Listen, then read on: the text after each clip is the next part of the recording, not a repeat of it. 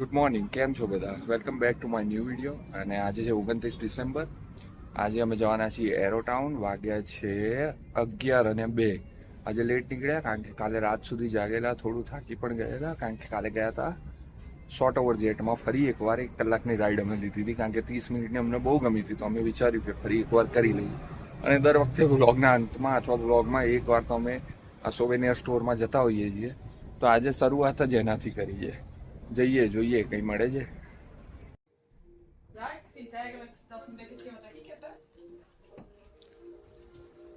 Die zit ook heel goed. અહીંયા હજી પણ ગૂંથણનું મહત્ત્વ છે અને હેન્ડમેડ આર્ટ્સનું મહત્ત્વ છે, અને એટલે જ આ બધા આર્ટ પીસીસ છે એની પ્રાઇસ તમે જુઓ તો બહુ જ મોંઘી હોય છે, કારણ કે લોકો જાણે છે કે આમાં કેટલી મહેનત જતી હોય છે. આપણે ત્યાં મશીન મેડ વસ્તુઓ બધું મોંઘી થઈ ગઈ છે, અને અહીંયા તમે ટ્રેનમાં જાઓ તો લોકો હેન્ડમેડ વસ્તુઓ બનાવતા હોય છે, જેમ કે કેટલાક લોકો શોલ અને સ્કાર્ફ જેવું ગૂંથણ કરતા હોય છે. આ એક એમણે અહીંયા વર્ષો જૂનું નીટર પણ મૂકી રાખ્યું છે, એટલે કે ગૂંથણ કરવાનું મશીન છે. આ બહુ જ જૂનું છે, કંઈ યર કે એવું તો લખેલું નથી અહીંયા, પણ છે ઇન્ટરેસ્ટિંગ. અમે એરો ટાઉન પહોંચી ગયા છીએ, અને અહીંયા તમે જુઓ તો પાર્કિંગમાં એટલી બધી ગાડીઓની લાઈન લાગી છે. સાયકલિસ્ટ ફરી રહ્યા છે. નાનું એવું ટાઉન છે. અહીંયા એક આર્ટ ગેલેરી અને કેફે છે, ત્યાં જવાનું અત્યારે વિચારી રહ્યા છીએ.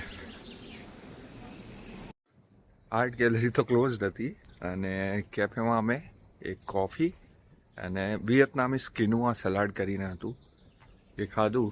સરસ હતું. આમ જોતાં અમે બ્રેકફાસ્ટ કર્યો નહોતો, પણ બ્રેકફાસ્ટ અને લંચ ભેગું જેવું થઈ ગયું. હજી ભૂખ તો છે, કંઈ બીજું પણ ખાઈશું. તો અહીંયા કંઈક આવા આર્ટ પીસ હતા.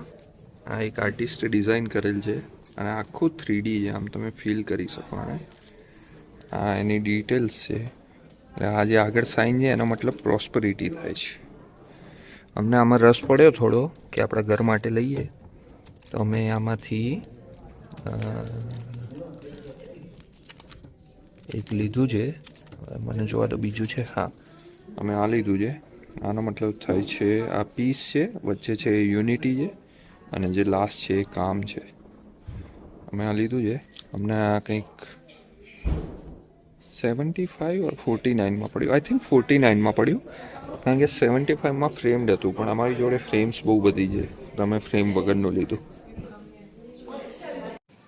સો અત્યારે આ લોકો ગોલ્ડ પેનિંગના લેસન લઈ રહ્યા છે.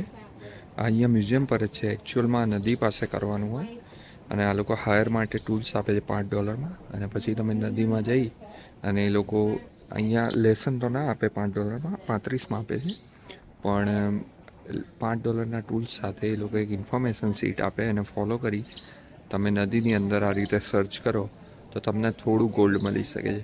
પણ હા, એ ગોલ્ડ એટલું વેલ્યુએબલ નથી હોતું. આઈ મીન વેલ્યુએબલ એટલે કદાચ એ એકાદ $2નું જ હોય, કારણ કે નાની નાની ફ્લેક્સ જેવું મળે.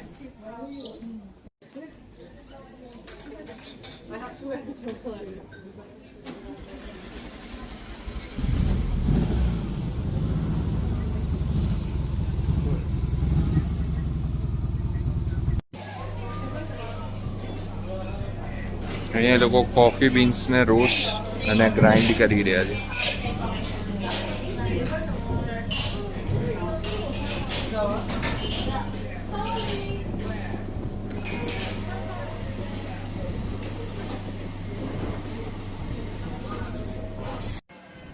સો અમે એરો ટાઉન આવ્યા હતા, અને અહીંયા એક અનબિલિવેબલ વસ્તુ થઈ કે અમને ઇન્ડિયન રેસ્ટોરન્ટ મળી ગઈ છે, અને એમાં પણ સ્પેશિયલી ભીંડાનું શાક મળ્યું છે. અમને ઓસ્ટ્રેલિયામાં પણ ક્યારેક અમુક જ રેસ્ટોરન્ટમાં મળતું હોય છે. તો મંત્રા કરીને અહીંયા રેસ્ટોરન્ટ છે, એનું ફૂડ લાગ્યું તો સારું રહ્યું છે. હવે જોઈએ કેવું છે.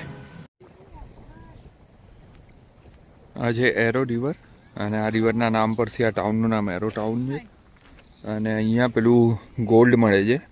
આ જે અહીંની માટી છે આ બધી, એને તમે પેલા ગોલ્ડ પેનિંગ માટેનું પેન હોય એની અંદર કાઢો અને પછી ફિલ્ટર કરો તો તમને થોડા ગોલ્ડના ફ્લેક્સ મળે, જે 24 કેરેટ્સના હોય છે.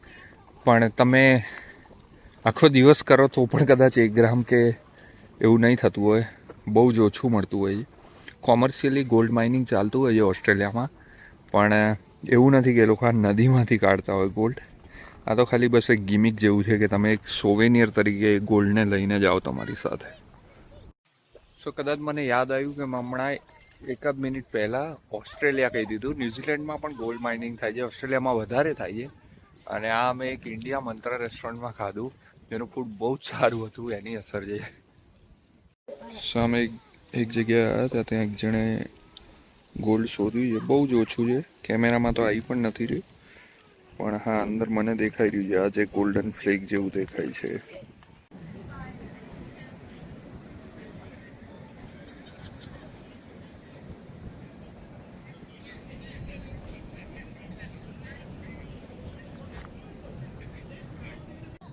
રાતના 10 વાગવામાં 5 મિનિટની વાર છે અને તમે આકાશ જુઓ, હજી અજવાળું છે બધું જ. અને અમે આ તળાવ કિનારે બેસી ફર્ક બર્ગર ખાઈ રહ્યા છીએ. આનો અમને નશા જેવું થઈ ગયું છે, કારણ કે અમને બહુ જ ભાવી રહ્યો છે. તો અમે વિચાર્યું આજે ખાઈએ, કદાચ કાલે પણ ખાઈ શકીએ છીએ, કારણ કે બહુ જ સરસ આવે છે. અને બસ હવે આજના વિડીયોમાં આટલું જ. કાલે મે બી મારી એક્ટિવિટીઝ છે થોડી, તો હું વ્લોગ નહીં કરું એવું વિચારું છું, પણ કરી પણ શકું છું, કંઈ ભરોસો નહીં. તો કાલનો દિવસ અમારો લગભગ છેલ્લો દિવસ કહી શકાય, કારણ કે પરમ દિવસે અમારી ફ્લાઇટ છે. તો પાછા આપણે મળીશું રિટર્નના વિડીયોમાં. પોસિબિલિટી છે કાલે કરી દઉં તો પાછો એ વિડીયો આવે, બાકી તો મોસ્ટલી 99% આપણે રિટર્ન થવાના વિડીયોમાં જ મળીશું. મળીએ આપણે પછી. બાય.